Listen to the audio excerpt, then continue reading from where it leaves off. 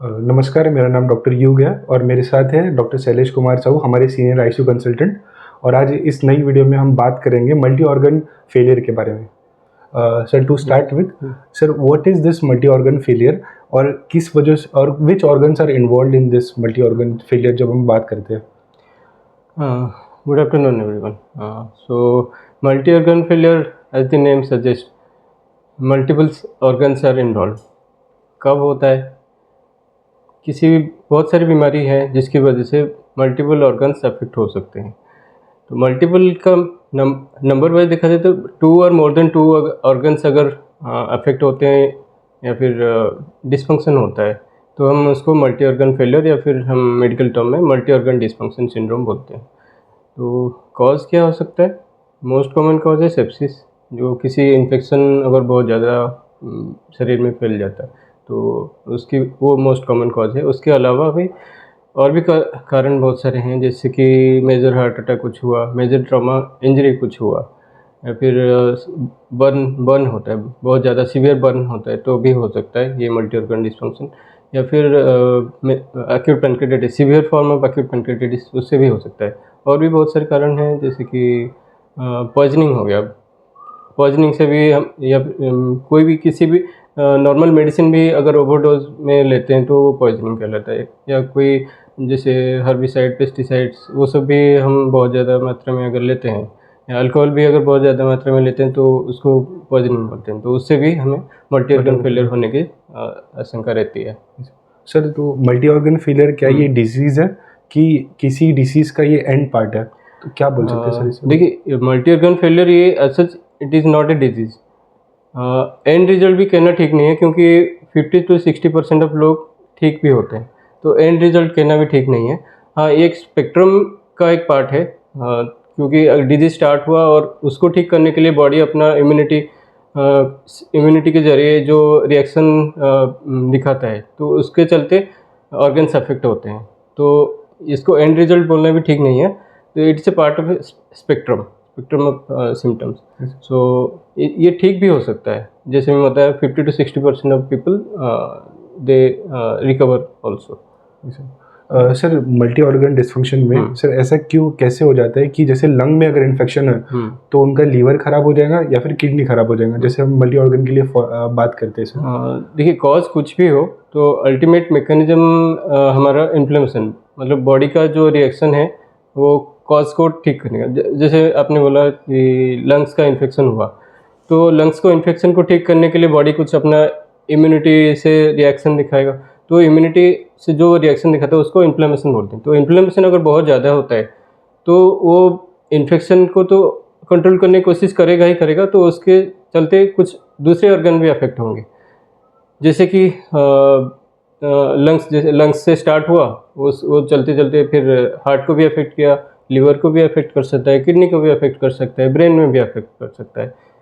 तो ऐसे धीरे धीरे करके बहुत सारे ऑर्गन अफेक्ट हो सकते हैं, तो मल्टी ऑर्गन डिसफंक्शन होता है। सर, आपने अभी सेप्सिस वर्ड यूज़ किया था सर।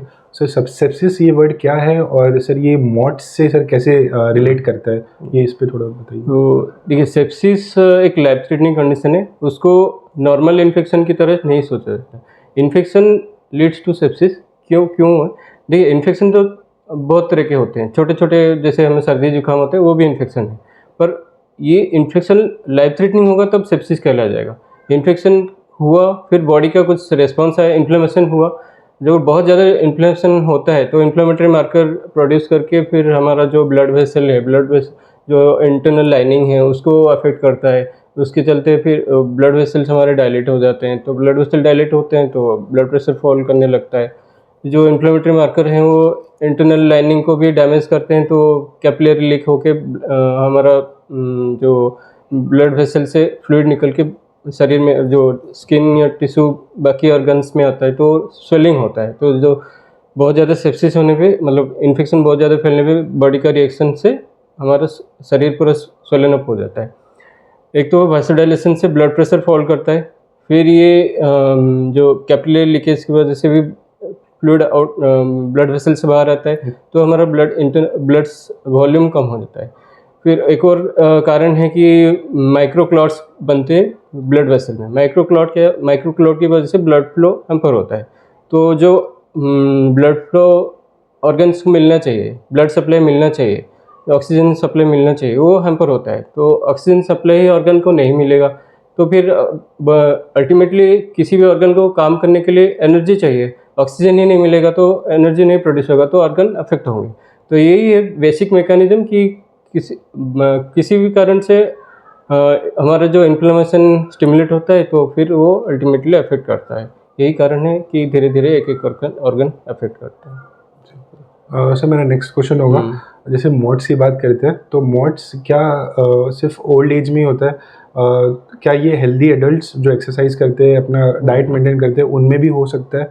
उस पर थोड़ा नजर दें। देखिए, ये मॉड्स किसी को भी हो सकता है, ज़रूरी नहीं है कि ओल्ड एज में ही हो। इवन एथलीट्स को भी मॉड्स हो सकता है। तो बट ये कि कुछ प्री एग्जिस्टिंग डिजीज़ है, जैसे क्रोनिक किडनी डिजीज़ है, क्रोनिक लिवर डिजीज़ है, कोई भी इम्यूनोसप्रेसेंट जैसे ड्रग लेते हैं, कोई कैंसर पेशेंट है इम्यूनोसप्रेसेंट ड्रग्स पे है, केमोथेरेपी पे है, स्टेरॉइड्स पे है, कोई प्री एग्जिस्टिंग डिजीज़ है तो वो ससेप्टेबल हो जाते हैं मॉड्स के लिए। पर ऐसा नहीं है कि ओनली ओल्ड एज को ही होगा, तो इवन यंगर एडल्ट्स भी हो सकते हैं affected. Everyone can be affected. Sir mods में मॉड्स का पेशेंट कोई एडमिट होता है तो मेडिकल टीम उस पर कैसे अप्रोच करती है? और सर जैसे अगर ऑर्गन्स फेल हो रहे हैं तो उनको सपोर्ट करने के लिए हम क्या क्या करते हैं? देखिए, जैसे as the name suggest multi organ dysfunction syndrome, तो हमें जो ऑर्गन अफेक्ट हुए हैं, जो ऑर्गन काम नहीं कर रहे हैं, तो उसको हमें सपोर्ट देना है। सपोर्ट के साथ साथ जो प्राइमरी कॉज है, जैसे इन्फेक्शन हुआ तो इन्फेक्शन को ठीक करने के लिए एंटीबायोटिक, एंटीवायरल, एंटीफंगल वो सब देना है। और ऑर्गन्स अफेक्ट हुए, जो ऑर्गन अफेक्ट हुए, जैसे अगर लंग्स अफेक्ट हो रहा है तो सांस लेने में दिक्कत होगा तो हमें मैकेनिकल वेंटिलेशन देना होगा, चाहे इन्वेसिव या नॉन इन्वेसिव, वो देना होगा। जैसे हार्ट अफेक्ट होता है, ब्लड वेसल अफेक्ट होता है तो ब्लड प्रेशर फॉल करेगा, तो उसी को ठीक करने के लिए हमें IV फ्लूइड्स, आइनोट्रोप्स, वैसे प्रेशर देना होगा। किडनी अफेक्ट होता है तो किडनी पहले तो हम कोशिश करते हैं मेडिकली मैनेज हो जाए, अगर नहीं होता है और भी फर्दर डिटोरेट होता है तो हमें डायलिसिस की तरफ जाना पड़ता है। और रही बात, ब्रेन भी अफेक्टेड हो सकता है, तो ब्रेन अगर बहुत ज़्यादा अनकॉन्शियस हो जाए तो भी हमें एयरवे प्रोटेक्शन के लिए मैकेनिकल वेंटिलेशन की ज़रूरत लेना पड़ता है। तो कभी कभी लंग्स और हार्ट दोनों अफेक्ट होता है, बहुत ज़्यादा सीवियर फॉर्म में हो जाता है, मैकेनिकल वेंटिलेशन से भी इम्प्रूव नहीं हो रहा है, तो हमें एक्स्ट्रा कॉर्पोरल मेम्ब्रेन ऑक्सीजन जो ECMO आजकल यूज़ होता है तो उसका भी सहारा लेना पड़ता है।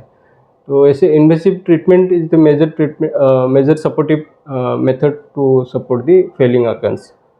ये सर ये मल्टीपल ऑर्गन फेल हो रहे हैं, सारे ऑर्गन साथ में फेल हो रहे हैं, तो सर किस ऑर्गन को पहले प्रायोरिटाइज किया जाए, ये मेडिकल टीम कैसे डिसाइड करती है? देखिए, जैसे मैंने पहले ही बताया, ये multi organ dysfunction spectrum of symptoms है। तो कभी कभी हमें ऑन एडमिशन ही सारा कुछ मिल जाता है कि एक ही ऑन एडमिशन पेशेंट सारे ऑर्गन फेलियर लेके आता है। तो ऐसे कंडीशन में हमें प्रायोरिटाइज सारे ऑर्गन को तो एक साथ नहीं कर सकते, तो प्रायोरिटी के बेसिस पे हम ABC फॉर्मूला पे जाते हैं। A for airway, B for breathing, C for circulation. पहले हम एयरवे मतलब हम जहाँ से सांस लेते हैं उसको प्रोटेक्ट करने की कोशिश करते हैं, जैसे कि हम एंडोट्रैकियल ट्यूब हो गया तो इंटूबेट करके हम मैकेनिकल वेंटिलेशन पे रखते हैं पेशेंट, ताकि एयरवे और ब्रीदिंग पार्ट सिक्योर हो गया। फिर सर्कुलेशन पे आते हैं, मतलब ब्लड प्रेशर को मेंटेन करने की कोशिश करते हैं। पर ये तो हमें बस ऐसे प्रैक्टिकली बोलने के लिए ABC है, पर हमें साइमल्टेनियसली सब कुछ करना होता है। ऐसा नहीं कि ब्लड प्रेशर फॉल होता रहेगा फिर हम पहले एयरवे करेंगे उसके बाद सर्कुलेशन पे आएंगे, ऐसा नहीं है। साइमल्टेनियसली सब कुछ होता है, पर we prioritise airway to secure the airway first. Sir एक बार कोई ऑर्गन फेल हो जाए तो क्या चांसेस होते हैं कि वो फिर से पूरी तरह हील हो जाए और काम करना स्टार्ट करे? देखिए, ये डिपेंड करता है कि कॉज क्या है, पेशेंट का एज क्या है, उसकी कोमोर्बिडिटीज़ क्या है। जैसे पहले ही बताया, 50 to 60% ऑफ पीपल रिकवर, तो रिकवरी के चांसेस तो है, पर वो डिपेंड करता है कितना जल्दी मरीज़ आपके पास आया है, क्या उसका एज क्या है, बेसलाइन उसका इम्यूनिटी स्टेटस क्या है, वो कुछ और प्री एग्जिस्टिंग डिजीज़ है कि नहीं। रिकवरी हो सकता है, ऐसा नहीं कि मल्टी ऑर्गन फेलियर हो गया तो हम एक मान के चलें कि पेशेंट का रिकवरी के चांसेस नहीं है, हो सकता है रिकवरी। सर वो रिकवरी कैसे दिखेगी? मतलब जैसे कोई एडमिट होके पेशेंट डिस्चार्ज होता है और how will the recovery look like?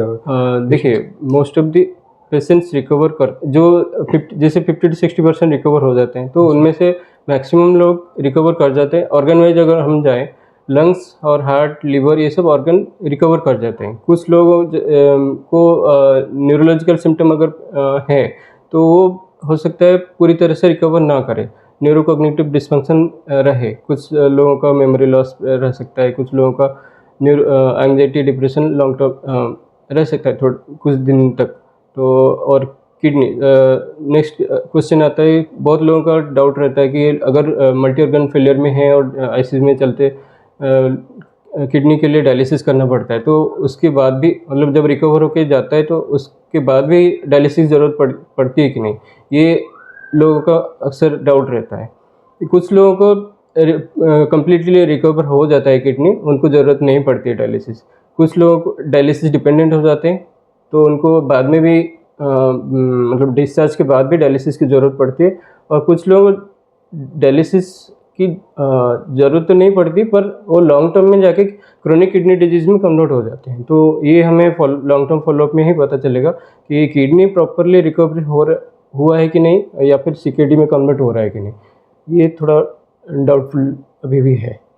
सो मेरा फाइनल क्वेश्चन है सर, बहुत सारे पेशेंट्स एडमिट होते हैं और it is very stressful for their relatives जो बाहर आईसीयू के बाहर होते हैं, मैनेज कर रहे होते हैं, मनी एंड वो सब सारे मैनेज करते हैं। तो सर उनको क्या आपका सजेशन होगा कि कैसे वो स्ट्रेस को मैनेज करें?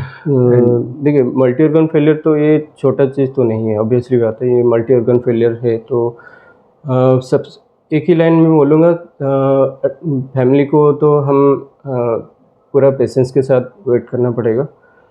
पूरी अपने मेडिकल टीम को पूरी तरह से मतलब ट्रस्ट करना पड़ेगा। मेडिकल टीम हमेशा चाहेगी पेशेंट ठीक होकर जाए, तो जो भी वो करेंगे पेशेंट की बेटरमेंट के लिए ही करेंगे।